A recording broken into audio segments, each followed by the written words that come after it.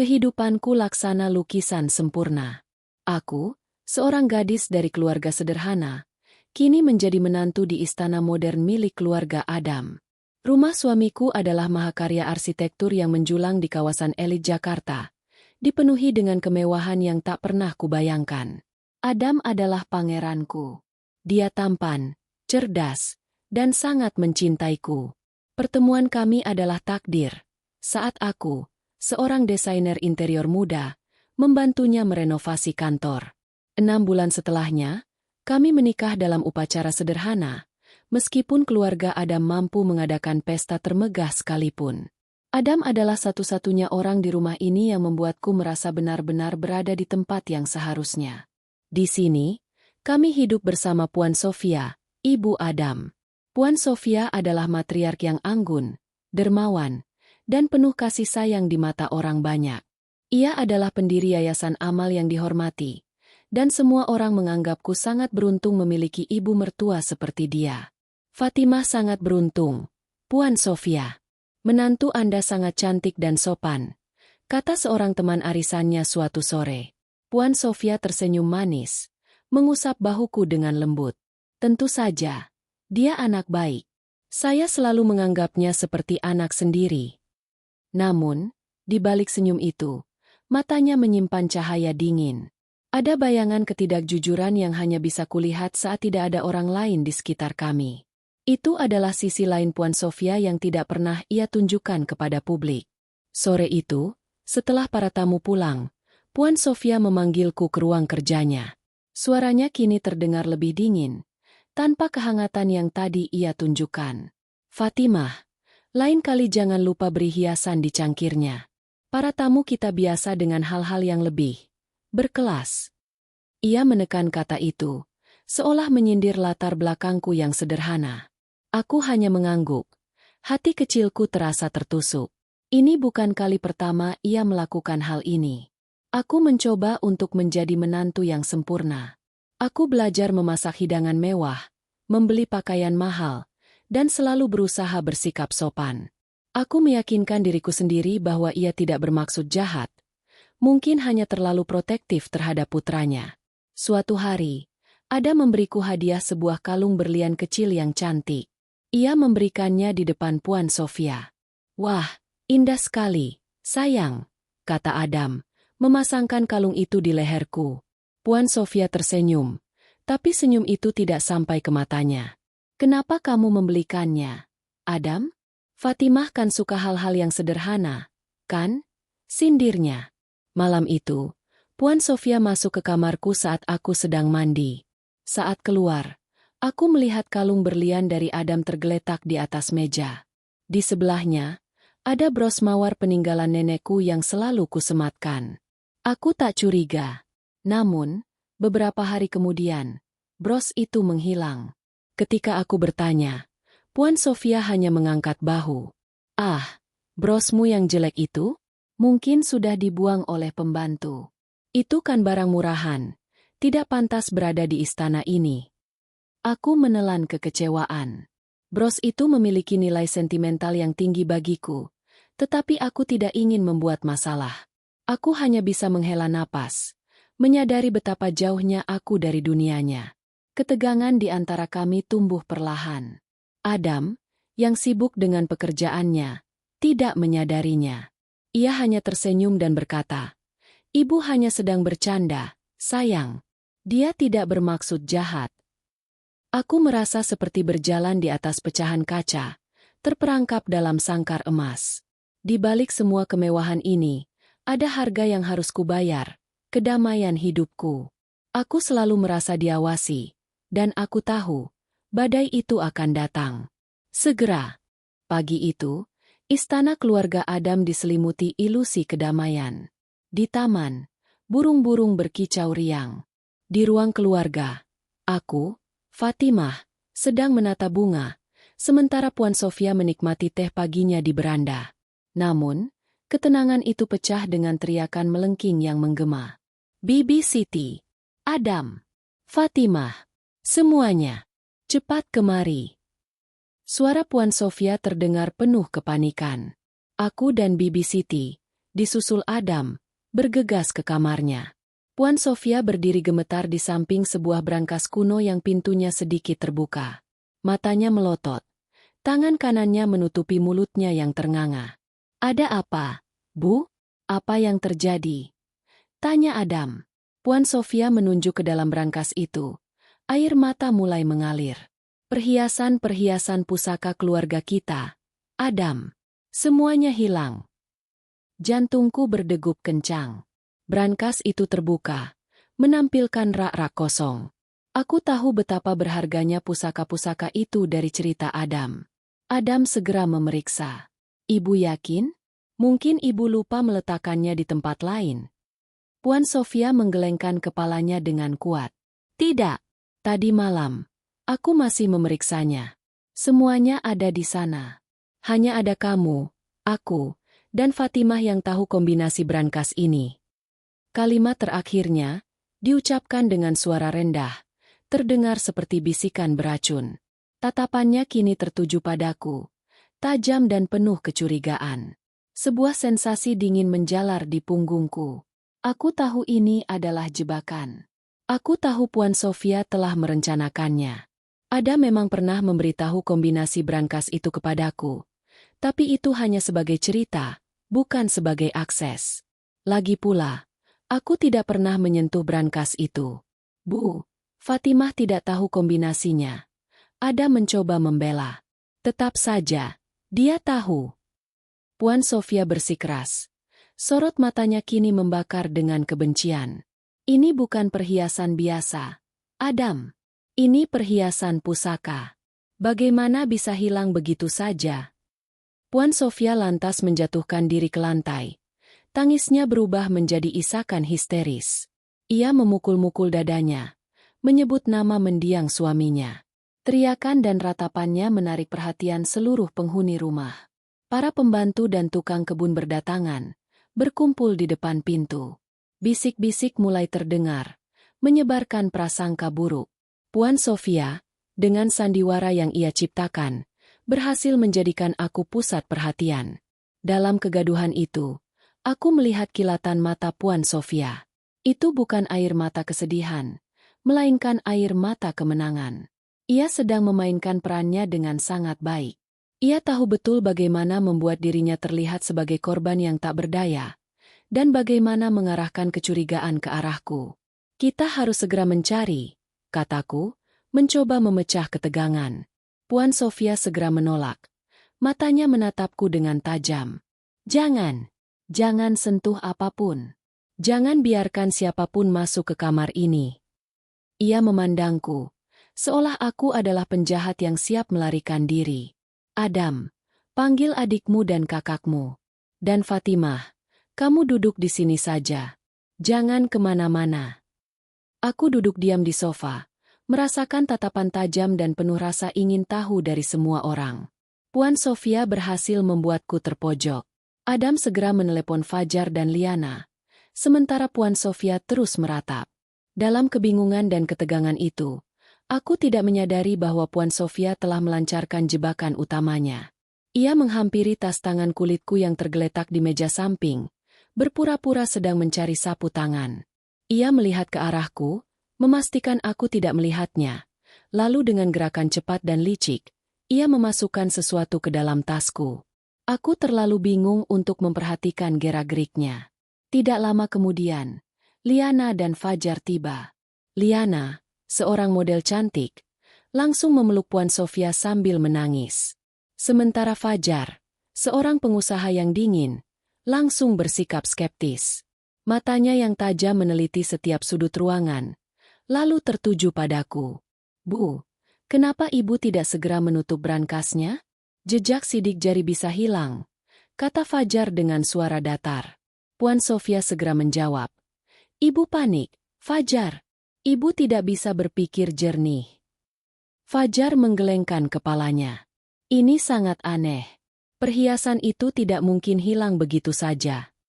Ia lalu menatap Adam, lalu beralih padaku. Siapa yang terakhir kali masuk ke kamar ibu? Aku, semalam. Jawab Adam. Aku hanya mengantarkan obat. Tapi aku tidak mendekati brankas. Dan aku juga, tadi pagi, tapi aku hanya mengantarkan teh, kataku, merasa terpojok. Puan Sofia, yang selama ini menangis, tiba-tiba berhenti. Ia mendongak, matanya yang merah dan sembab menatap Liana. Liana, tolong ambilkan ibu sapu tangan di tas tangan Fatimah. Ibu tidak tahan lagi. Liana bergegas mengambil tas tangan Fatimah. Namun, saat Liana membukanya, ia berteriak, "Ibu, kenapa ada kalung di dalam tas Fatimah? Bukankah ini salah satu perhiasan ibu?" Seketika, suasana hening. Puan Sofia tertegun, pura-pura tidak tahu. "Kalung apa, sayang? Ibu tidak tahu. Coba sini, biar ibu lihat." Liana menyerahkan kalung itu. Puan Sofia melihatnya. Matanya membesar dengan pura-pura terkejut. Ia lalu melihat ke arahku, seolah baru saja menyadari sesuatu. Wajahnya berubah menjadi kemarahan yang membara. "Tas siapa ini?" tanya Puan Sofia. Suaranya serak. Itu tas Fatimah, Bu," jawab Liana dengan ragu-ragu. Semua mata kini tertuju padaku. Adam, Liana, Fajar, dan bahkan para pembantu. Mereka semua memandangku dengan ekspresi yang sama, terkejut, marah, dan jijik. Aku berdiri tegak, berusaha untuk tidak goyah, meskipun kakiku terasa lemas. Aku hanya bisa menatap Puan Sofia, yang kini berdiri di depanku. Ia mengangkat tangannya dan menamparku dengan keras. Tamparan itu, lebih dari sekadar sentuhan fisik, terasa seperti tamparan yang menampar jiwaku, menghancurkan sisa-sisa harga diriku. Air mata mengalir deras dari mataku, bukan karena rasa sakit, tetapi karena rasa tidak percaya. Aku tidak bisa mempercayai bahwa Puan Sofia bisa sekejam ini, dan aku tidak bisa mempercayai bahwa Adam, suamiku, hanya bisa berdiri diam, menatapku dengan mata yang penuh keraguan. "Pencuri!" teriak Puan Sofia. Suaranya menggelegar. "Kamu pencuri. Kamu datang ke sini hanya untuk mengambil hartaku. Dasar menantu tidak tahu diuntung." Kamar Puan Sofia, yang tadinya dipenuhi tangisan histeris, kini berganti menjadi arena pengadilan yang dingin dan tak berbelas kasih. Aku berdiri di tengah, seperti terdakwa yang sudah divonis bersalah sebelum sempat membela diri. Puan Sofia terus meratap, memeluk kalung yang ditemukan di dalam tasku, seolah itu adalah bukti paling kuat dari kejahatanku. Air matanya, yang kupahami sebagai air mata buaya, kini terlihat tulus di mata Adam, Fajar, dan Liana. "Fatimah, kenapa kamu melakukan ini?" tanya Adam, suaranya pecah. Matanya memancarkan rasa sakit yang mendalam, seolah ia baru saja dikhianati oleh orang yang paling ia cintai. "Aku sudah memberikan segalanya kepadamu. Kenapa kamu harus mencuri dari ibuku?" "Adam, aku tidak mencuri. Aku tidak tahu bagaimana kalung itu bisa ada di tasku," teriakku. Air mata terus mengalir. Aku mencoba menjelaskan, tetapi tak ada yang mendengarkan. Adam, yang selama ini menjadi pelindungku, kini menatapku dengan penuh keraguan. Keraguan itu, seperti belati, menusuk hatiku. Fajar, dengan wajah datarnya yang dingin, mendekatiku. "Fatimah, aku tidak pernah menyukai kamu dari awal. Aku tahu kamu hanya berpura-pura baik untuk mendapatkan harta kami. Dan sekarang, terbukti, kamu hanyalah serigala berbulu domba." Liana, yang selama ini selalu bersikap baik di hadapanku, kini menatapku dengan jijik. "Kamu tahu, aku selalu merasa ada yang aneh denganmu. Kamu terlalu baik untuk menjadi nyata. Dan sekarang, aku tahu kenapa. Kamu hanyalah seorang pencuri yang licik." Aku mencoba melihat Puan Sofia, berharap ia akan menghentikan sandiwara ini.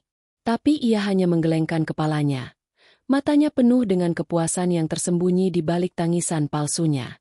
Ia berhasil. Ia berhasil membuat semua orang membenciku, bahkan Adam, suamiku. Tiba-tiba, terdengar suara bel pintu. "Polisi!" Adam membuka pintu, dan 2 orang polisi masuk ke dalam rumah. Puan Sofia segera menghampiri mereka, memeluk kalung di dadanya, dan menceritakan kisahnya dengan penuh drama. Pak Polisi, tolong tangkap dia. Dia mencuri perhiasan pusaka keluarga saya. Perhiasan bernilai jutaan rupiah. Para polisi menatapku, lalu melihat kalung yang dipegang Puan Sofia. Nyonya, kami tidak bisa langsung menangkapnya. Kami harus melakukan penyelidikan. Penyelidikan apa lagi? Buktinya sudah jelas. Puan Sofia bersikeras, sambil menunjuk tasku. Kalung ini ditemukan di dalam tasnya. Apa lagi yang Anda butuhkan? Para polisi mencoba menenangkan Puan Sofia, tetapi ia terus berteriak. Dia pencuri. Dia menghancurkan keluarga saya. Dia tidak pantas berada di sini. Aku hanya bisa berdiri diam, tak berdaya. Aku tahu, jika aku mencoba melawan, itu hanya akan membuatku terlihat lebih bersalah. Aku hanya bisa menunggu, berharap kebenaran akan terungkap. Tapi, aku tidak tahu, kebenaran itu tidak pernah menjadi hal yang penting di dunia ini. Yang penting adalah siapa yang memiliki kekuasaan, dan siapa yang memiliki cerita yang lebih meyakinkan. Dan Puan Sofia, dengan tangisan dan dramanya, memiliki keduanya. Penyelidikan di kamar Puan Sofia tidak membuahkan hasil. Tidak ada sidik jari yang mencurigakan. Tidak ada bukti lain yang ditemukan. Bukti satu-satunya adalah kalung di dalam tasku, yang kini menjadi senjata paling kuat Puan Sofia. Maaf, Nyonya. Kami tidak bisa menangkapnya sekarang. Kami akan membawa barang bukti ini ke kantor untuk diperiksa lebih lanjut, kata salah satu polisi. Puan Sofia tidak puas. Apa? Anda tidak bisa menangkap pencuri yang sudah jelas buktinya? Ini adalah perhiasan pusaka kami. Ini tidak bisa dibiarkan begitu saja. Adam, yang selama ini hanya diam, akhirnya angkat bicara. Bu, biarkan polisi bekerja. Kita tidak bisa menghakimi Fatimah tanpa bukti yang kuat. Kata-kata Adam, meskipun tujuannya baik, malah membuat Puan Sofia semakin marah. Adam, apa kamu membela pencuri ini? Kamu tidak percaya pada ibumu sendiri? Setelah semua yang kamu berikan padanya, dia masih bisa mencuri dari kita. Dia hanya berpura-pura baik selama ini. Adam terdiam. Ia tidak bisa menjawab. Ia terperangkap di tengah-tengah, antara ibu yang ia cintai dan istri yang ia sayangi. Namun, di matanya, keraguan itu semakin membesar. Ia tidak lagi melihatku sebagai istri yang ia percaya, melainkan sebagai orang asing yang tiba-tiba masuk ke dalam kehidupannya dan menghancurkan segalanya. Malam itu, Puan Sofia membuat sebuah keputusan. Adam, sampai masalah ini selesai, aku tidak ingin dia berada di rumah ini. Dia harus pergi. Bu, tunggu dulu. Apa yang ibu katakan? Adam terkejut.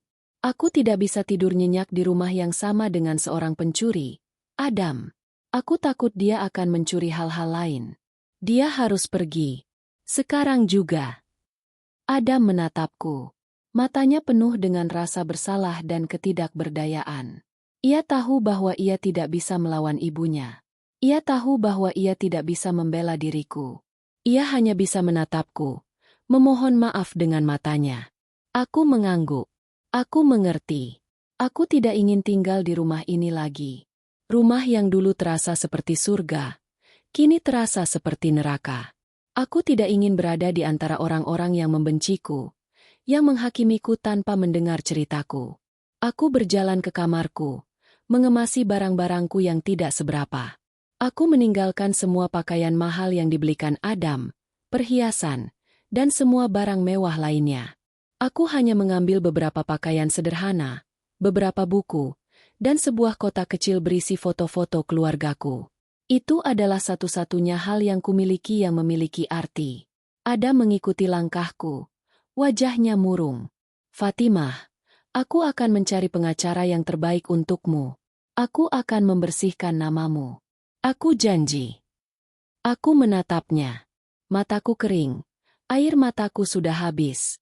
Adam, apakah kamu percaya padaku? Tanyaku. Ia menundukkan kepalanya. Aku tidak tahu lagi. Fatimah, ibuku, dia tidak pernah berbohong padaku. Tapi kamu juga tidak pernah berbohong padaku. Jawaban itu sudah cukup. Dia tidak percaya padaku. Aku mengangguk, mengambil tasku, dan berjalan keluar. Puan Sofia dan saudara-saudaranya berdiri di ruang tamu, memandangiku dengan tatapan kemenangan. Aku menatap Puan Sofia, matanya memancarkan kepuasan yang tak bisa disembunyikan. Senyumnya yang sinis, yang hanya bisa kulihat saat ia tidak menyadarinya, kini terukir jelas di wajahnya. Aku berjalan keluar dari pintu rumah, meninggalkan semua yang pernah kumiliki. Kehidupan yang sempurna itu, yang dulu kubayangkan, kini hancur berkeping-keping. Aku kehilangan suamiku, rumahku, dan martabatku. Dan di balik semua kehancuran itu, aku tahu ada satu nama yang harus kubalas, Puan Sofia. Udara malam yang dingin menyambutku di luar gerbang rumah mewah itu. Aku berdiri sendiri di trotoar yang sunyi. Tas tangan sederhana di genggamanku adalah satu-satunya harta yang tersisa. Hujan rintik-rintik mulai turun, seolah langit pun ikut merasakan kesedihan yang mencekik dadaku. Aku menoleh ke belakang, melihat rumah itu untuk terakhir kalinya. Lampu-lampu yang terang benderang di dalamnya seolah mengejek kegelapan di hatiku. Di balik jendela ruang tamu, kulihat siluet Puan Sofia, Fajar, dan Liana. Mereka tampak merayakan kemenangannya. Sementara Adam, suamiku, tak terlihat di antara mereka. Dia telah menyerahkanku. Dia telah memilih untuk tidak berpihak padaku. Sebuah taksi lewat, dan aku melambai. Aku naik ke dalamnya, menyebutkan alamat sebuah hotel murah di pusat kota yang pernah kudengar dari temanku. Selama perjalanan, aku terus memandang keluar jendela, membiarkan air mata mengalir bersamaan dengan rintik hujan. Aku kehilangan segalanya. Bukan hanya barang-barang mewah, tetapi juga cinta yang kupikir tulus. Adam, pria yang berjanji akan menjagaku selamanya, tidak bisa melindungiku dari kebohongan ibunya. Pria yang seharusnya menjadi pasangan hidupku, malah menjadi saksi bisu dari kehancuranku. Di hotel, aku menyewa sebuah kamar kecil yang baunya apek. Aku duduk di tepi tempat tidur, memeluk lutut, dan menangis sejadi-jadinya. Di mata orang lain, aku adalah pencuri, menantu yang tidak tahu diuntung. Aku adalah aib, wanita yang dihina di depan umum. Reputasiku hancur, dan aku tahu, di kota kecil seperti ini, kabar tentangku akan menyebar dengan cepat. Semua orang yang dulu memujiku, kini akan mencibirku. Aku mencoba menelepon Adam, berharap ia akan menjawab, berharap ia akan memberiku sedikit penjelasan, sedikit kata-kata yang bisa meyakinkan hatiku yang hancur. Tapi ia tidak menjawab. Hanya ada nada dering yang kosong, yang seolah menggambarkan kekosongan dalam hidupku. Malam itu, aku tidak bisa tidur. Aku terus memikirkan bagaimana Puan Sofia bisa sekejam ini. Mengapa? Apa yang telah kulakukan padanya? Aku telah berusaha menjadi menantu yang baik, mencintai putranya, menghormati keluarganya. Tapi ia tidak pernah menerimaku. Ia hanya melihatku sebagai ancaman, sebagai seseorang yang tidak pantas berada di sisinya. Keesokan harinya, aku mengambil sebuah keputusan. Aku tidak bisa tinggal di sini. Aku tidak bisa menghadapi cibiran dan tatapan jijik dari orang-orang. Aku harus pergi, jauh dari semua ini, jauh dari Puan Sofia, jauh dari Adam. Aku harus memulai hidup baru. Aku mengambil semua uang yang kumiliki, hasil tabungan dari pekerjaanku sebagai desainer interior sebelum menikah, dan membeli tiket kereta ke Surabaya. Sebuah kota yang besar, di mana aku bisa menjadi orang lain. Sebuah kota di mana tak ada yang tahu tentangku, tentang kehancuranku, tentang kebohongan yang menghancurkan hidupku. Perjalanan ke Surabaya terasa sangat panjang. Selama perjalanan, aku memikirkan masa depanku. Apa yang akan kulakukan? Aku tidak memiliki apa-apa. Aku hanya memiliki keterampilan desainku, yang kini tak bisa kupakai karena tidak ada yang akan percaya pada mantan menantu keluarga kaya yang dituduh pencuri. Aku harus memulai dari nol, dari bawah sekali. Aku harus bertahan hidup. Tapi, di balik semua keputusasaan itu, ada sebuah api yang mulai membara di hatiku. Itu adalah api dendam. Aku tidak akan membiarkan Puan Sofia lolos begitu saja. Ia telah merenggut segalanya dariku, dan aku akan merenggut segalanya darinya. Ia telah membuatku menderita, dan aku akan membuatnya merasakan penderitaan yang jauh lebih parah. Tiba di Surabaya, aku menyewa sebuah kamar kos-kosan kecil di pinggir kota. Kamar itu sempit, panas, dan berbau. Sangat berbeda dari kamar mewahku di Jakarta. Tapi aku tidak peduli. Itu adalah tempat di mana aku bisa memulai hidup baru. Tempat di mana aku bisa membangun kembali diriku. Aku mulai mencari pekerjaan. Aku mencoba melamar ke beberapa perusahaan desain interior, tetapi mereka semua menolakku. Reputasiku telah menyebar, bahkan ke kota ini. Puan Sofia, dengan kekuasaan dan jaringannya, telah memastikan bahwa aku tidak akan bisa mendapatkan pekerjaan di bidang yang kucintai. Ia telah menutup semua pintu untukku. Aku tidak menyerah. Jika aku tidak bisa menjadi desainer interior, aku akan menjadi apapun. Aku bekerja di sebuah restoran sebagai pencuci piring. Gajinya sangat kecil, tetapi itu cukup untuk makan dan membayar sewa kos. Setelah pekerjaan selesai, aku akan pergi ke perpustakaan, membaca buku-buku tentang bisnis, tentang investasi, tentang bagaimana membangun kekayaan. Aku tahu, untuk melawan Puan Sofia, aku harus memiliki kekuasaan yang lebih besar darinya. Dan kekuasaan itu adalah uang. Hidupku di Surabaya sangat berat. Aku sering merasa lelah, lapar, dan putus asa. Aku merindukan Adam. Aku merindukan masa-masa indah kami. Tapi setiap kali aku merasa ingin menyerah, aku akan mengingat wajah Puan Sofia, senyum sinisnya, tatapan jijiknya. Itu adalah motivasi terkuatku. Aku akan membalas dendam. Aku akan membuatnya membayar untuk setiap air mata yang kuteteskan. Untuk setiap malam yang kuhabiskan dalam kesedihan. Aku tidak lagi menjadi Fatimah yang lemah lembut. Aku menjadi seorang wanita yang kuat, yang penuh dengan amarah dan dendam. Aku menukar namaku menjadi Farah, dan aku mengubah penampilanku. Aku memotong rambutku, memakai kacamata, dan mengubah cara berpakaianku. Aku tidak ingin ada orang yang mengenaliku, tidak ingin ada orang yang mengaitkanku dengan masa laluku. Aku menyimpan setiap sen yang kuperoleh. Aku makan mie instan, minum air keran, dan berjalan kaki kemanapun aku pergi. Aku mengumpulkan uang, sedikit demi sedikit, dan saat aku memiliki cukup uang, aku akan menginvestasikannya di saham. Aku membaca berita bisnis setiap hari, menganalisis pasar, dan membuat keputusan yang cerdas. Aku terlahir kembali, dari abu kehancuran, menjadi seorang wanita yang memiliki satu tujuan, membalas dendam. Tahun-tahun berlalu, mengubah Fatimah yang rapuh menjadi Farah yang tangguh. Surabaya, kota yang dulu menjadi pelarianku, kini menjadi tempat kelahiranku kembali. Aku tidak lagi bekerja sebagai pencuci piring.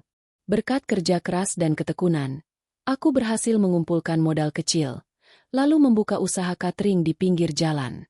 Awalnya, usahaku tidak mudah.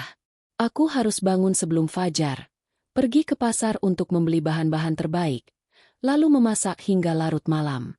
Tanganku seringkali melepuh karena panasnya wajan, dan punggungku pegal karena beban kerja yang berat. Tapi aku tidak pernah mengeluh. Aku terus mengingat tatapan Puan Sofia, senyum sinisnya, dan keraguan di mata Adam. Semua itu menjadi bahan bakar yang tak pernah padam. Seiring berjalannya waktu, masakanku mulai dikenal. Pelanggan menyukai rasa otentik dan kualitas masakanku. Dari catering kecil, aku bisa menyewa sebuah ruko, lalu membeli peralatan yang lebih modern. Namaku sebagai koki yang andal mulai menyebar di Surabaya. Aku tidak lagi dikenal sebagai Fatimah, mantan menantu keluarga Adam yang dituduh pencuri.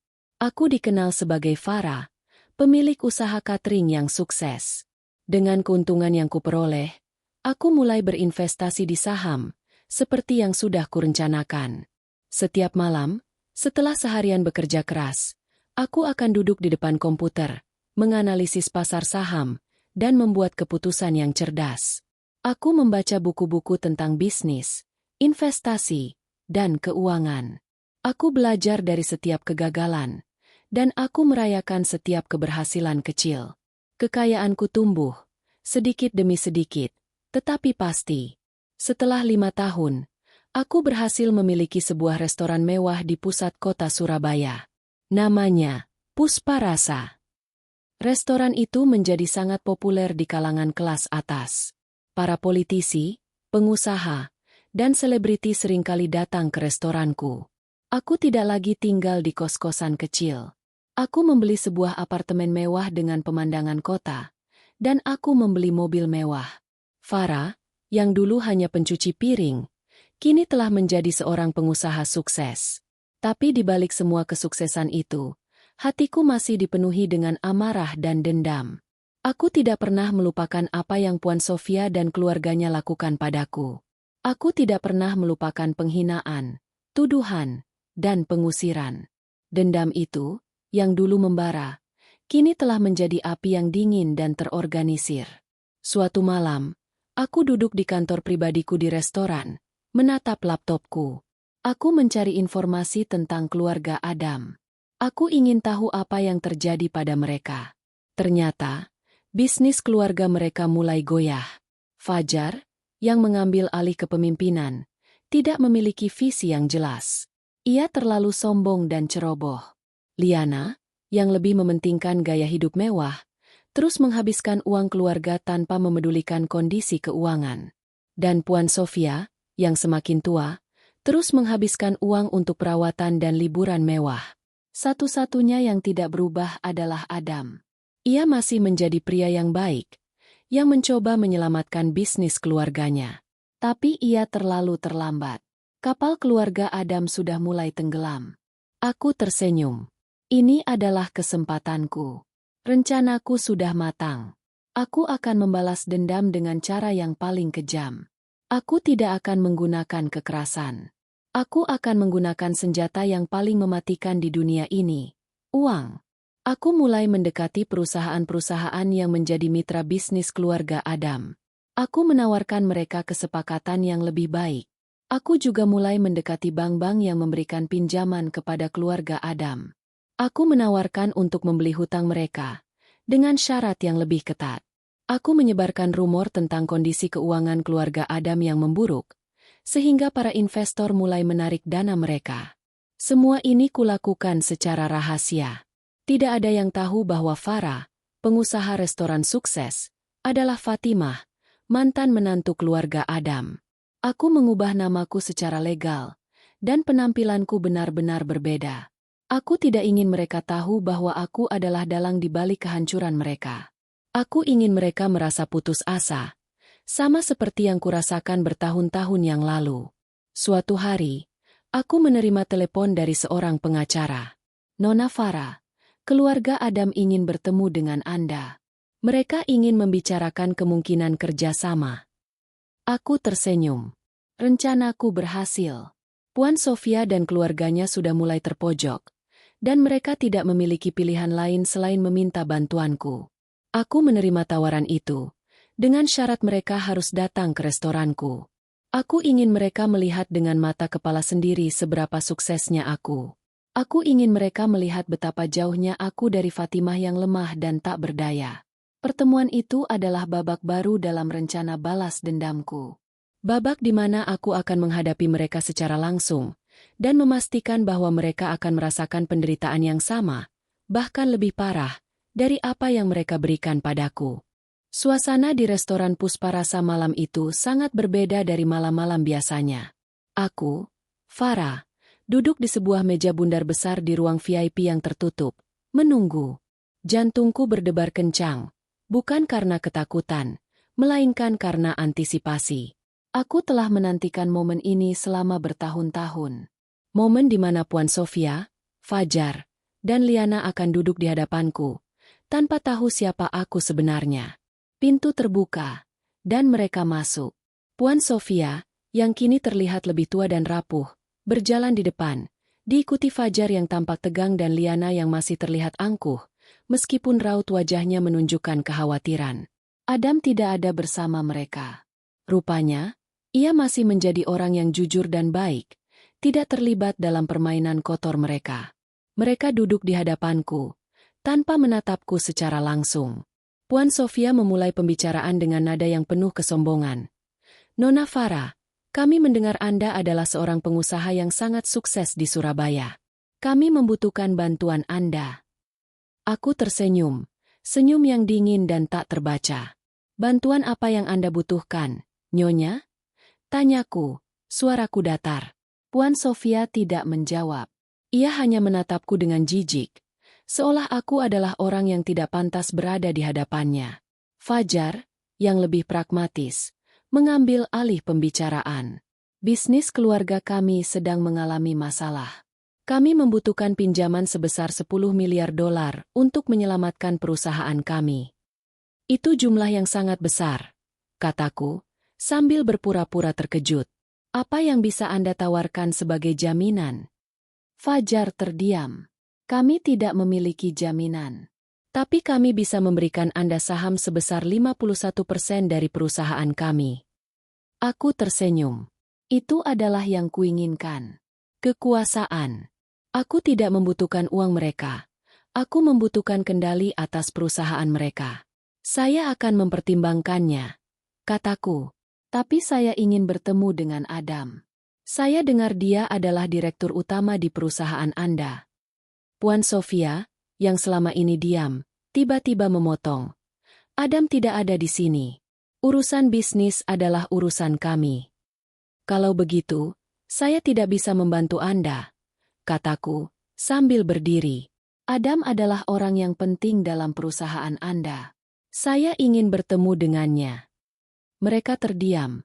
Wajah mereka penuh dengan kemarahan dan kekecewaan. Mereka tidak memiliki pilihan lain. Mereka tahu bahwa aku adalah satu-satunya harapan mereka. Keesokan harinya, aku kembali bertemu dengan mereka. Kali ini, Adam datang. Ia terlihat kurus dan lelah. Wajahnya penuh dengan keputusasaan. Ia menatapku, tapi ia tidak mengenaliku. Ia hanya melihatku sebagai seorang pengusaha sukses yang bisa menyelamatkan keluarganya. Adam, kataku, saya ingin mendengar langsung dari Anda. Apa yang terjadi pada perusahaan Anda? Adam, dengan suara yang serak, menceritakan segalanya. Ia menceritakan bagaimana Fajar dan Liana menghabiskan uang perusahaan untuk kepentingan pribadi. Bagaimana Puan Sofia terus menekan mereka untuk mempertahankan gaya hidup mewah mereka. Ia menceritakan bagaimana ia mencoba menyelamatkan perusahaan, tetapi ia terlalu terlambat. Aku mendengarkan dengan sabar. Hatiku dipenuhi dengan rasa kasihan dan kemarahan. Kasihan pada Adam, dan kemarahan pada keluarganya. Saya akan membantu Anda, kataku. Saya akan memberikan pinjaman 10 miliar dolar, tapi dengan satu syarat. Syarat apa? Tanya Puan Sofia. Matanya bersinar. Saya akan mengambil 51% saham perusahaan Anda, kataku, dan saya akan menjadi CEO. Saya akan mengendalikan perusahaan Anda, dan kalian semua harus bekerja di bawah saya. Mereka terkejut. Puan Sofia, Fajar, dan Liana menatapku dengan amarah. Apa? Anda gila? Kami tidak akan pernah setuju, teriak Puan Sofia. Aku tersenyum. Kalau begitu, saya tidak bisa membantu Anda. Selamat tinggal. Aku berdiri, bersiap untuk pergi. Tunggu, teriak Adam. Suaranya putus asa. Kami setuju. Kami akan menerima tawaran Anda. Puan Sofia dan saudara-saudaranya menatap Adam dengan terkejut. Tetapi Adam hanya menggelengkan kepalanya. Kita tidak memiliki pilihan lain, Bu. Ini adalah satu-satunya cara untuk menyelamatkan perusahaan kita. Puan Sofia terdiam. Wajahnya penuh dengan kebencian. Ia tahu bahwa ia telah kalah.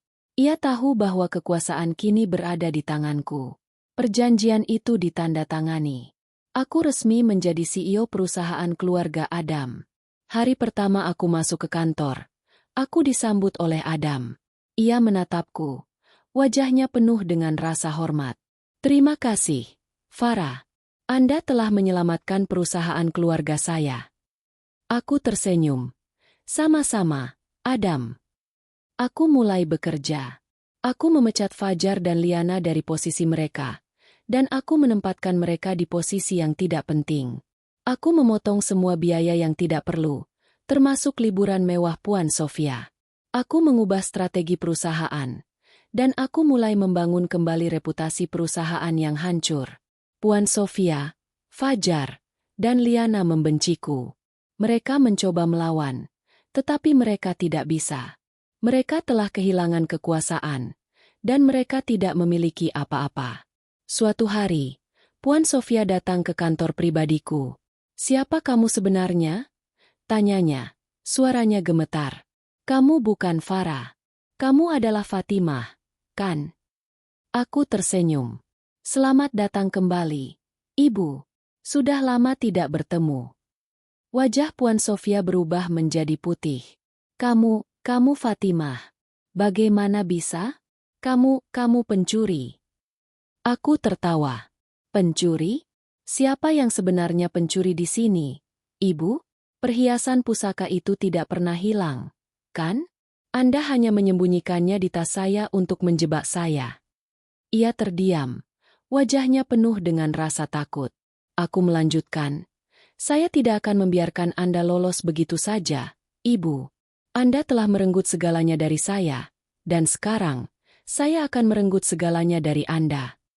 Aku telah kembali. Bukan sebagai Fatimah yang lemah lembut, melainkan sebagai Farah yang penuh dengan dendam. Dan ini hanyalah awal dari permainan balas dendamku. Ruangan kantor pribadiku yang elegan, dengan jendela besar menghadap Cakrawala Surabaya, menjadi saksi bisu dari konfrontasi yang telah lama kunantikan. Puan Sofia berdiri di hadapanku, wajahnya pucat, tatapan matanya penuh dengan campuran terkejut, ketakutan, dan kebencian. "Jadi benar kamu adalah Fatimah," bisiknya. Suaranya gemetar. Ia mencoba menyembunyikan keterkejutannya, tapi gagal total. "Bagaimana bisa? Kamu seharusnya tidak bisa bangkit. Kamu hanya seorang pencuri."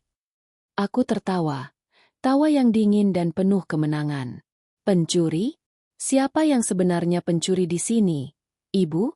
Perhiasan pusaka itu tidak pernah hilang, kan? Anda hanya menyembunyikannya di tas saya untuk menjebak saya." Puan Sofia terdiam. Ia tidak bisa membantah. Ia hanya menatapku dengan mata yang penuh rasa takut. Aku tidak tahu apa yang kamu bicarakan. Aku hanya ingin melindungi keluarga saya." "Melindungi keluarga Anda?" kataku. Suaraku menjadi lebih tajam. "Anda menghancurkan hidup saya, Ibu. Anda merenggut segalanya dari saya, dan Anda melakukannya dengan sengaja. Anda membuat saya menderita, dan sekarang, Anda akan merasakan penderitaan yang jauh lebih parah." Ia mencoba mundur, seolah aku adalah monster. "Apa yang kamu inginkan? Uang? Ambil saja semuanya. Ambil perusahaan ini. Ambil segalanya. Tapi tolong, jangan sakiti kami." Aku menggelengkan kepalaku. "Uang? Uang bukanlah tujuan saya, Ibu. Uang hanyalah alat. Tujuan saya adalah balas dendam. Saya ingin Anda merasakan apa yang saya rasakan. Saya ingin Anda merasakan bagaimana rasanya kehilangan segalanya." Adam tidak tahu, kan?" tanyanya. Suaranya pecah. Dia masih menganggapmu sebagai Farah." Aku tersenyum. Dia adalah satu-satunya alasan mengapa saya masih memiliki sedikit belas kasihan. Dia adalah orang baik, yang terjebak di tengah-tengah kejahatan Anda. Tapi dia tidak pernah memilih saya. Dia memilih untuk percaya pada Anda. Dan itu adalah kesalahannya. Sekarang, dia akan menanggung akibatnya. Saat Puan Sofia sedang panik, pintu kantor terbuka dan Adam masuk. Ia membawa setumpuk dokumen. Wajahnya penuh dengan kelelahan. Ia melihat Puan Sofia, lalu melihatku. "Ada apa, Bu? Kenapa Ibu ada di sini?" tanyanya. Ia menatapku. Wajahnya bingung. "Farah, ada masalah." Puan Sofia mencoba menyembunyikan air matanya. Ia mencoba terlihat kuat, tapi ia gagal. Tidak ada apa-apa.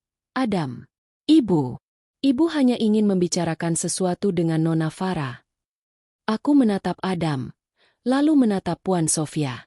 Adam, mari kita bersihkan ini. Ibu Anda, dia tahu siapa saya. Dan dia tahu apa yang akan terjadi pada perusahaan Anda. Wajah Adam langsung berubah.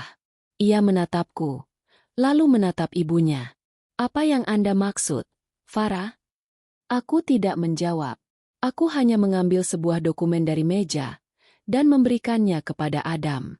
Itu adalah dokumen yang berisi bukti-bukti kejahatan Puan Sofia. Bukti-bukti bahwa perhiasan pusaka itu tidak pernah hilang. Bukti-bukti bahwa ia telah menjebakku. Dan bukti-bukti bahwa ia telah berbohong. Adam membaca dokumen itu dengan cepat. Matanya membesar. Wajahnya berubah menjadi putih. Ini tidak mungkin, bisiknya. Ibu, ini tidak benar, kan? Puan Sofia menggelengkan kepalanya dengan kuat. Tidak, Adam. Itu semua bohong. Dia hanya ingin menghancurkan kita. Dia tidak tahu apa yang dia bicarakan. Tapi Adam tidak mendengarkannya. Ia terus membaca dokumen itu. Air matanya mulai mengalir. Ia menatap ibunya. Matanya penuh dengan rasa sakit dan kekecewaan. Ibu, kenapa? Kenapa ibu melakukan ini? Kenapa ibu menjebak Fatimah? Puan Sofia hanya bisa menangis. Ia tidak bisa menjawab. Ia tahu bahwa ia telah kalah. Ia tahu bahwa kebenaran telah terungkap. Adam menatapku. Matanya penuh dengan rasa bersalah. Fatimah, kamu adalah Fatimah. Aku mengangguk. Mataku berkaca-kaca. Ya, Adam. Aku Fatimah. Aku kembali untuk membalas dendam. Fatimah, maafkan aku, bisiknya. Ia mencoba memegang tanganku.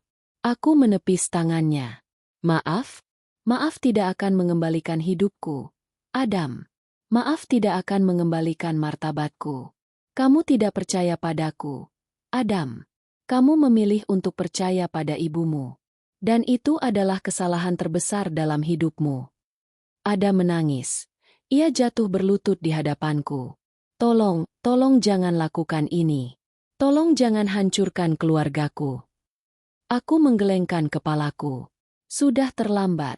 Adam. Saya sudah menandatangani perjanjian. Saya adalah pemilik perusahaan ini. Dan saya akan memastikan bahwa keluarga Anda akan membayar untuk setiap penderitaan yang mereka berikan pada saya. Puan Sofia berdiri. Ia menatap Adam, lalu menatapku. Wajahnya penuh dengan kebencian. Kamu wanita jahat. Kamu akan menyesali ini. Aku tersenyum. Saya tidak menyesal, Ibu. Saya hanya menyesali satu hal. Saya menyesal karena pernah mencintai putra Anda.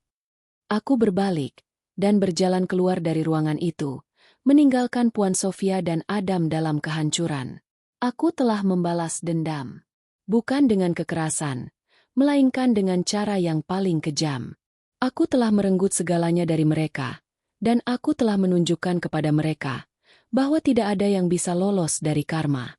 Balas dendam ini terasa sangat manis. Malam itu, aku kembali ke apartemenku. Langit Surabaya terlihat damai dari jendela kaca besar di ruang tamu. Namun, di dalam hatiku, badai masih berkecamuk. Konfrontasi dengan Adam dan Puan Sofia telah menguras seluruh energiku. Balas dendam yang selama ini kurasakan sebagai bumbu manis, kini menyisakan rasa pahit di lidahku. Aku telah menang. Aku telah mengembalikan martabatku, tetapi aku juga telah menghancurkan hati Adam, pria yang pernah kucintai. Apakah ini yang kuinginkan? Apakah ini yang benar-benar membuatku bahagia? Aku duduk di sofa, memejamkan mata, membiarkan semua kenangan masa lalu berkelebat di benakku. Kenangan manis saat Adam melamarku, senyum tulusnya, dan janjinya untuk melindungiku. Semua kenangan itu kini terasa seperti mimpi buruk yang indah. Ia memang pria yang baik, tetapi kebaikannya tidak cukup untuk melindungiku dari kejahatan ibunya. Ia telah memilih ibunya, dan itu adalah kesalahan fatal yang harus ia tanggung. Keesokan harinya, aku pergi ke kantor dengan langkah tegap. Aku bukan lagi Fatimah, istri yang lemah dan tak berdaya. Aku adalah Farah, CEO perusahaan yang ambruk. Fajar dan Liana sudah menunggu di luar ruanganku. Wajah mereka penuh dengan ketakutan dan kebencian. "Farah, kamu tidak bisa melakukan ini," kata Fajar. Suaranya bergetar. "Perusahaan ini adalah warisan keluarga kami. Kamu tidak bisa mengambilnya." Aku menatapnya dengan dingin. "Perjanjiannya sudah ditandatangani. Kalian sendiri yang setuju. Dan sekarang, saya adalah pemilik sah perusahaan ini. Dan sebagai pemilik, saya punya hak untuk melakukan apapun yang saya inginkan." Aku mengumumkan restrukturisasi besar-besaran. Fajar, yang selama ini menjabat sebagai direktur keuangan, diturunkan jabatannya menjadi staf biasa di bagian arsip. Liana, yang selama ini menjadi manajer pemasaran, dipindahkan ke bagian kebersihan. Gaji mereka dipotong hingga hanya tersisa cukup untuk hidup. Puan Sofia, yang selama ini menikmati uang perusahaan untuk gaya hidup mewahnya, kini tidak lagi memiliki akses ke uang itu. Aku membekukan semua rekening pribadinya yang terkait dengan perusahaan, dan aku menyita semua aset mewah yang dibelinya dengan uang perusahaan. Mereka mencoba melawan, tetapi mereka tidak bisa. Mereka tidak memiliki kekuasaan, tidak memiliki uang, dan tidak memiliki orang yang bisa membela mereka. Aku telah mengambil alih semua kekuasaan mereka, dan aku telah menempatkan mereka pada posisi yang sama seperti aku dulu. Dihina, diinjak, dan tak berdaya. Beberapa hari setelahnya, Adam datang ke kantor pribadiku. Ia terlihat lebih kurus dan lelah. Matanya memancarkan kesedihan yang mendalam. "Fatimah," bisiknya. Suaranya pecah. "Maafkan aku. Aku tahu aku salah. Aku seharusnya percaya padamu. Aku seharusnya tidak membiarkan ibu melakukan itu padamu." Aku menatapnya. Aku melihat penyesalan tulus di matanya. Aku tahu, ia benar-benar menyesal. Tetapi, penyesalan itu tidak bisa mengembalikan waktu. "Maaf tidak bisa memperbaiki segalanya, Adam," kataku, suaraku datar. "Kamu tidak percaya padaku, dan kamu membiarkan ibumu menghancurkan hidupku. Kamu tidak memiliki keberanian untuk melawannya. Dan itu adalah kelemahanmu. Aku akan melakukan apapun untuk mendapatkan maafmu," katanya. Ia mencoba memegang tanganku. "Aku akan membelikanmu perusahaan ini kembali. Aku akan mengembalikan semuanya padamu." Aku menepis tangannya. "Tidak perlu, Adam. Perusahaan ini adalah milikku. Dan aku tidak akan mengembalikannya. Perusahaan ini adalah harga dari kehancuranmu. Dan kamu akan membantuku membangun kembali perusahaan ini." Adam terkejut. "Maksudmu?" "Kamu adalah orang yang jujur dan baik, Adam," kataku. "Kamu tidak pernah terlibat dalam kejahatan mereka. Karena itu, kamu akan tetap berada di sini. Kamu akan membantuku menjalankan perusahaan ini. Kamu akan menjadi direktur operasional. Tapi kamu tidak akan memiliki kekuasaan. Kamu akan bekerja di bawah saya." Wajah Adam berubah. Ia menatapku. Matanya penuh dengan rasa bingung. Kamu tidak akan memecatku." "Tidak," kataku. "Saya tidak akan memecatmu. Saya akan membiarkanmu tinggal di sini. Tapi kamu akan hidup dalam kehinaan. Kamu akan melihat ibumu, kakakmu, dan adikmu menderita. Kamu akan melihat bagaimana mereka yang dulu sombong, kini menjadi orang-orang yang tak berdaya. Itu adalah hukumanmu, Adam. Hukuman karena kamu tidak bisa melindungiku." Adam terdiam. Ia tidak bisa membantah. Ia tahu bahwa aku benar. Ia telah kehilangan segalanya. Ia telah kehilangan keluarganya, kehormatannya, dan wanita yang ia cintai. Dan sekarang, ia harus hidup dengan konsekuensinya. Aku berdiri, menatapnya, lalu berbalik, berjalan keluar dari ruangan itu. Aku telah membalas dendam. Bukan dengan kekerasan, melainkan dengan cara yang jauh lebih kejam. Aku telah menghancurkan mereka, bukan dengan tangan, melainkan dengan kekuasaan. Dan sekarang, aku telah menemukan kedamaian dari balas dendam yang manis. Beberapa bulan berlalu, dan perusahaanku, yang dulunya adalah perusahaan keluarga Adam, kini mulai bangkit kembali. Aku bekerja tanpa henti, membenahi setiap celah, memperbaiki setiap kesalahan yang dilakukan oleh Fajar dan Liana. Fajar, yang kini menjadi staf arsip, seringkali kulihat menatapku dari kejauhan, matanya penuh dengan kebencian dan rasa malu. Liana, yang menjadi petugas kebersihan, seringkali kulihat menangis di toilet. Mereka, yang dulunya hidup dalam kemewahan, kini hidup dalam kehinaan. Puan Sofia, yang selama ini hidup dalam kenyamanan, kini harus hidup dengan kondisi yang sangat berbeda. Aku telah membekukan semua rekening banknya yang terkait dengan perusahaan, dan aku telah menyita semua aset mewahnya. Ia, yang dulunya selalu tampil anggun dan mahal, kini harus menjual perhiasan-perhiasan yang ia miliki untuk bertahan hidup. Ia terpaksa tinggal di sebuah rumah kecil yang sangat sederhana, jauh dari kemewahan istana yang ia tempati selama ini. Ia menjadi orang yang rapuh, lemah, dan tak berdaya. Ia telah mendapatkan hukuman yang setimpal. Satu-satunya orang yang tidak mendapatkan hukuman yang sama adalah Adam. Ia, meskipun bekerja di bawahku, masih mendapatkan gaji yang layak. Ia masih mendapatkan perlakuan yang baik. Aku melakukannya bukan karena aku masih mencintainya, melainkan karena aku tahu ia adalah orang yang jujur. Ia adalah satu-satunya orang di keluarga itu yang tidak pernah terlibat dalam kejahatan mereka. Suatu sore, aku sedang bekerja di kantorku. Adam masuk. Wajahnya terlihat lelah, tetapi matanya memancarkan kedamaian. "Fatimah," katanya. Suaranya lembut. "Saya datang untuk mengucapkan terima kasih." Aku menatapnya, bingung. "Terima kasih untuk apa, Adam? Saya telah mengambil segalanya dari keluarga Anda." "Kamu tidak mengambilnya, Fatimah. Kamu hanya mengambil kembali apa yang seharusnya menjadi milikmu," katanya, sambil tersenyum. "Kamu telah menghukum ibu, Fajar, dan Liana atas kejahatan mereka. Kamu telah memberikan keadilan. Dan kamu telah menunjukkan kepadaku bahwa kebenaran akan selalu menang. Tapi kamu harus hidup dalam kehinaan, Adam," kataku. "Kamu harus melihat keluargamu menderita. Kamu tidak bisa melakukan apapun." "Itu adalah hukuman saya, Fatimah," katanya. "Hukuman karena saya tidak bisa melindungimu. Saya pantas mendapatkannya. Tapi saya tidak lagi merasa sedih. Saya merasa damai. Saya akhirnya bisa melihat kebenaran.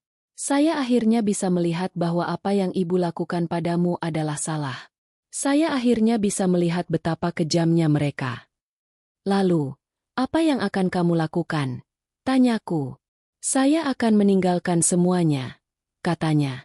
"Saya akan meninggalkan pekerjaan ini, dan saya akan meninggalkan mereka. Saya akan memulai hidup baru. Saya akan pergi ke luar negeri. Saya tidak ingin lagi berada di dekat mereka." Aku terkejut. "Kamu akan meninggalkan keluargamu?" "Mereka bukan lagi keluarga saya, Fatimah," katanya. "Mereka adalah orang-orang yang menghancurkan hidupmu dan hidupku. Saya tidak bisa memaafkan mereka. Saya akan memulai hidup baru, dan saya akan mencari kebahagiaan sejati." Aku menatapnya. Mataku berkaca-kaca. Aku melihat penyesalan tulus di matanya. Aku melihat kedamaian di wajahnya. Ia telah berubah. Ia telah menjadi orang yang lebih baik. "Maafkan aku, Fatimah," bisiknya. Ia menatap mataku. "Maaf karena saya tidak percaya padamu. Maaf karena saya tidak bisa melindungimu. Maaf karena saya telah menghancurkan hidupmu." Aku mengangguk. Air mata mengalir di pipiku. Aku memaafkanmu, Adam." Ia tersenyum, senyum yang tulus. Ia lalu berjalan ke arahku, memelukku dengan erat. Aku membalas pelukannya, membiarkan air mataku membasahi bahunya. Pelukan itu terasa seperti pelukan terakhir. Pelukan dari pria yang pernah kucintai, yang kini akan pergi selamanya. Ia lalu melepaskan pelukannya, menatapku, lalu berjalan keluar dari ruanganku, meninggalkan sebuah amplop di meja. Aku membuka amplop itu. Di dalamnya ada sebuah surat. Surat itu berisi tulisan tangan Adam. Ia menuliskan semua kenangan manis kami, janji-janji yang ia ingkari, dan penyesalan yang ia rasakan. Di akhir surat itu, ia menulis, "Fatimah, kamu adalah wanita terkuat yang pernah ku kenal. Aku tahu, kamu akan menemukan kebahagiaan sejati. Kamu pantas mendapatkannya." Aku tersenyum. Air mataku mengalir. Aku telah membalas dendam. Bukan dengan kekerasan, melainkan dengan cara yang jauh lebih kejam. Aku telah menghancurkan mereka, bukan dengan tangan, melainkan dengan kekuasaan. Dan sekarang, aku telah menemukan kedamaian, kedamaian dari balas dendam yang manis. Aku telah membalas dendam, dan aku telah melepaskannya. Kini, aku siap untuk memulai hidup baru. Aku siap untuk mencari kebahagiaan sejati. Kepergian Adam meninggalkan kekosongan yang aneh di hatiku. Bukan kekosongan karena cinta yang hilang, melainkan kekosongan dari sebuah babak yang telah usai. Setelah bertahun-tahun, aku akhirnya mencapai tujuanku. Aku telah membalas dendam. Aku telah mengembalikan martabatku, dan aku telah mendapatkan keadilan. Dan sekarang, di ruang kerjaku yang sunyi, aku merasa lega, tetapi juga sedikit hampa. Aku mengambil surat Adam dari meja, membacanya lagi. Setiap kata terasa tulus. "Fatimah, kamu adalah wanita terkuat yang pernah ku kenal." Kalimat itu membuatku tersenyum. Aku memang kuat. Aku telah melewati badai yang paling dahsyat, dan aku berhasil selamat. Keesokan harinya, aku mengambil sebuah keputusan besar. Aku akan menjual perusahaan ini. Perusahaan ini, yang dulunya adalah warisan keluarga Adam, adalah simbol dari balas dendamku. Aku tidak ingin lagi memilikinya. Aku ingin memulai sesuatu yang baru, sesuatu yang benar-benar milikku, yang tidak ada hubungannya dengan masa laluku yang menyakitkan. Aku mengumpulkan semua karyawan dan mengumumkan keputusanku. Mereka terkejut. Adam memang sempat menjelaskan situasinya secara garis besar, tapi mereka tidak tahu kalau aku adalah Fatimah, mantan menantu yang diusir.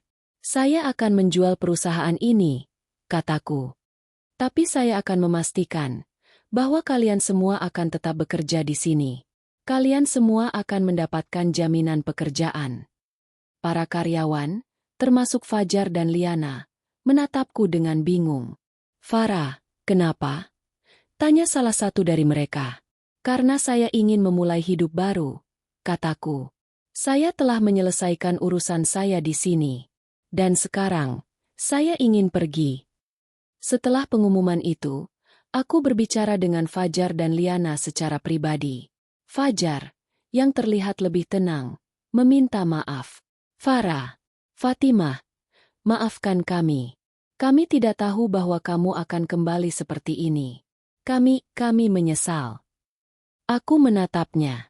"Penyesalan tidak akan mengubah masa lalu, Fajar. Tapi saya menghargai permintaan maaf Anda." Liana, yang lebih emosional, menangis di hadapanku. "Maafkan saya, Fatimah. Saya tidak tahu. Saya pikir kamu adalah pencuri. Saya buta." Aku menenangkannya. "Tidak apa-apa, Liana. Semuanya sudah berlalu. Sekarang, kamu memiliki kesempatan untuk menjadi orang yang lebih baik." Dan Puan Sofia, yang selama ini menghindari pertemuanku, akhirnya datang. Ia terlihat sangat tua, rambutnya memutih, dan wajahnya penuh dengan kerutan. Ia tidak lagi memiliki keanggunan seorang bangsawan. Ia hanya seorang wanita tua yang sendirian. "Fatimah," katanya, suaranya serak. Aku minta maaf. Aku tahu aku salah. Aku telah menghancurkan hidupmu, dan aku telah menghancurkan keluargaku sendiri." Aku menatapnya. Aku tidak lagi merasakan amarah, tidak lagi merasakan dendam. Aku hanya merasakan kasihan. "Sudah tidak apa-apa, Ibu. Semuanya sudah selesai. Perusahaan ini akan dijual, dan Anda harus memulai hidup baru." Ia menangis. Ia memelukku, dan aku membalas pelukannya. Air mata mengalir di pipiku, bukan karena kesedihan, melainkan karena rasa lega. Akhirnya, Aku bisa melepaskan semua beban di hatiku. Setelah perusahaan terjual, aku mengambil semua uang yang kuperoleh, dan aku kembali ke Jakarta. Kota ini, yang dulunya adalah tempat kehancuranku, kini menjadi tempat di mana aku akan memulai lembaran baru. Aku membeli sebuah rumah kecil di pinggir kota, dan aku membuka sebuah butik kecil yang menjual produk-produk dari hasil desainku sendiri. Aku tidak lagi menggunakan nama Farah. Aku kembali menjadi Fatimah. Aku tidak lagi memikirkan dendam, tidak lagi memikirkan masa lalu. Aku hanya memikirkan masa depan. Aku bekerja dengan hati yang tenang, dan aku menemukan kebahagiaan sejati. Aku tidak pernah lagi bertemu dengan keluarga Adam. Aku tidak tahu apa yang terjadi pada Puan Sofia, Fajar, dan Liana. Tapi aku tahu, mereka telah mendapatkan hukuman yang adil. Aku mendengar kabar bahwa Adam berhasil memulai hidup baru di luar negeri, dan ia menemukan kebahagiaan sejati. Aku tersenyum. Aku ikut bahagia untuknya. Aku duduk di teras rumahku, memandang taman kecilku. Bunga-bunga bermekaran dengan indah. Aku telah kehilangan segalanya, tetapi aku juga telah mendapatkan segalanya. Aku telah kehilangan keluarga, tetapi aku telah mendapatkan kedamaian. Aku telah kehilangan cinta, tetapi aku telah menemukan diriku sendiri. Ini adalah akhir dari kisahku, akhir dari sebuah balas dendam, dan awal dari sebuah lembaran baru.